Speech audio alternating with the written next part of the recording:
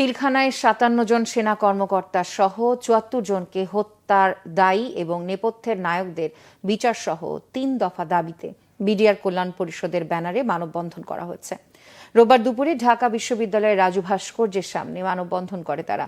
অন্য দাবিগুলো হলো সকল নির্দোষ বিডিআর সদস্যদের মুক্তি এবং প্রহসনের ১৮ স্পেশাল কোর্টের মাধ্যমে গণহারে গ্রেপ্তার করে যাদেরকে অন্যায়ভাবে চাকরিচ্যুত করা হয়েছে তাদের সবাইকে সরকারি সকল সুযোগ সুবিধা সহ চাকরিতে পুনর্বহাল করা এবং তদন্ত কমিশনকে স্বাধীন, নিরপেক্ষ ও নির্ভয়ে কাজ করার জন্য প্রজ্ঞাপনে উল্লেখিত ২ ধারা অবশ্যই বাদ দিতে হবে। মানববন্ধনে বলা হয়, এসব দাবিসমূহ ১৮ কোটি মানুষের দাবি, সুশীল সমাজের দাবি। এই দাবি সর্বস্তরের ছাত্র জনতার দাবি আদায়ে সহযোগিতার মাধ্যমে জাতিকে কলঙ্কমুক্ত করার আহ্বান জানানো হয় মানববন্ধন থেকে।